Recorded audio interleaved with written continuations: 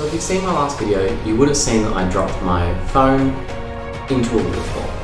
What you didn't see is everything that happened after that, because a lot of stuff happened.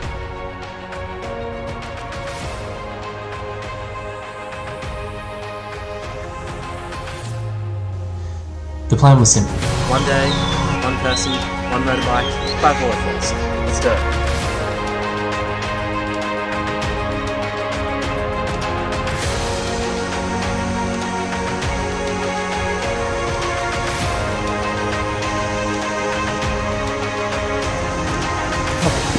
Thank you. Yeah, okay.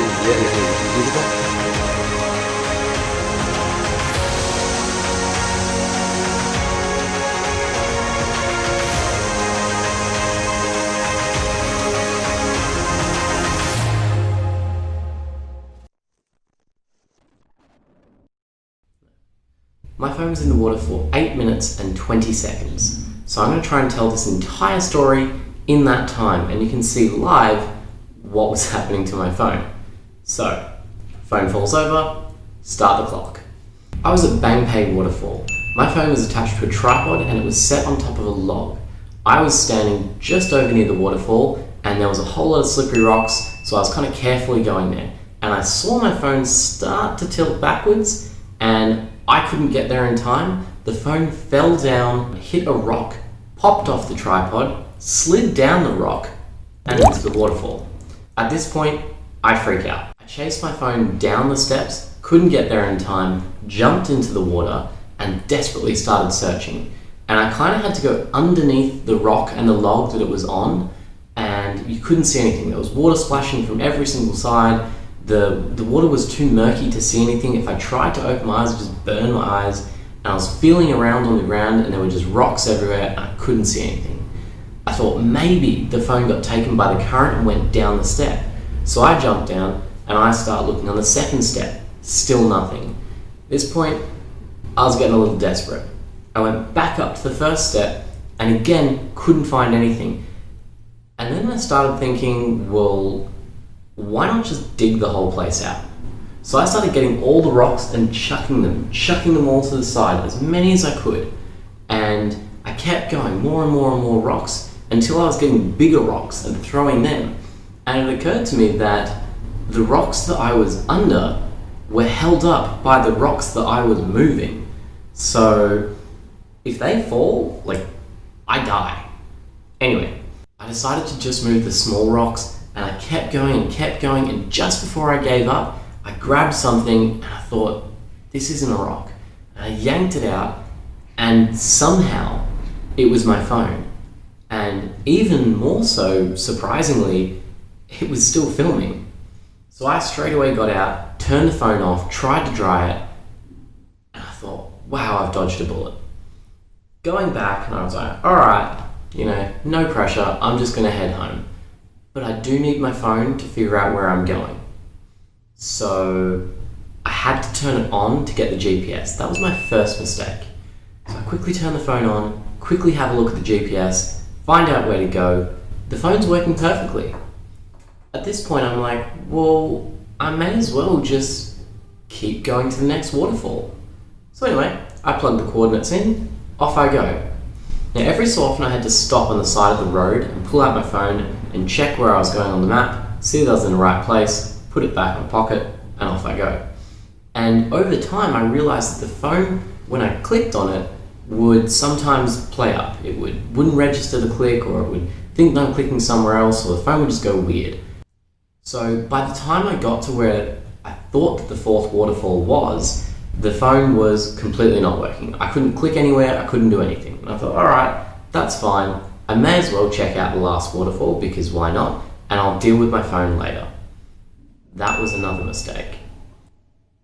I got to where I thought the fourth waterfall was, and there was a path that led up towards a mountain, and next to it was a stream, and I could hear the waterfall, and I thought, that makes sense. So I start going up this dirt road, and there's quite a steep drop off into the stream. On the other side there's some shops and houses. I thought, that makes sense for tourists. Everything seems fine, until 2 dogs barking their heads off, started sprinting at me from behind, and I thought I'd just ignore them. Eventually they got closer and I thought, they're not going to stop. So I started to speed the bike up. They sped up. They're jumping at the bike. They're trying to attack me. I'm riding a bike, lifting my legs up because they're jumping into the bike as I ride, flooring it up this hill, skidding on the dirt. Eventually these dogs stop, sort of at the end of the houses, and I keep going up a few meters, 10 meters or so, finally get off the bike. And I'm thinking, I almost died from these dogs. I don't care about the waterfall anymore. I don't care about my phone anymore. I just need to get back. So I turn the bike around really slowly. These dogs are still sitting there, and just easy, nice and quiet, glide the bike down. And I went about 1 meter until these dogs jumped back up, started barking again. I straight away stopped. At this point, there were two options. The first option was to go slow. That was the safe option. That didn't work. The second option was to go fast. That was a dangerous option. That was a stupid option. That was an option I didn't want to take, and that was what I was going to have to do. So I had to ride the bike as fast as I could down a hill, making sure that I was as close to the edge as possible so that the dogs couldn't come around to the side. The side that was next to the dogs, I had my leg up in the air so they couldn't bite me. The dogs were chasing me the whole way down, the bike skidding and turning. Eventually I get to flat ground and floor this bike as far away as I could, and these dogs kept chasing, and eventually after 100, 200 meters, they finally stopped, and I was able to get off the bike, catch my breath, and just breathe. So the mistake there was, I shouldn't have gone off that path because I think it was actually someone's house. Maybe there were no signs, and I think they were guard dogs. So that was mistake number 3. At this point, I just wanted to get back. I had to ask for directions, managed to get back home, stuck the phone in a bag of rice, and the next day I had to go and get it repaired. The repair shop managed to sort of fix the screen and get it working, get most of the water out. It had this weird purple splodge, but it seemed fine. And I took it back and my phone was working. I was really happy. I managed to dodge a bullet. And I was able to talk to my friends, I was able to film a small video, and that was another mistake. What I should have done is just got the data off the phone straight away. Because very soon, my phone died, and it didn't work anymore. I had to go back to the store, and they replaced the entire screen, and it only worked for like half a day until it died again. This time it was a problem with the battery, and my phone didn't work at all unless it was plugged in. So I could get the data off, but I needed a new phone. The problem was I was going to Bangkok, so the phone that I wanted I couldn't order because by the time it came I would be in a different city. Eventually I managed to get to Bangkok, and I'd only been here a couple of days and I hadn't really explored very much because I couldn't go out very far because my phone wasn't working. And finally I managed to get a new phone, and that's kind of where I'm up to now.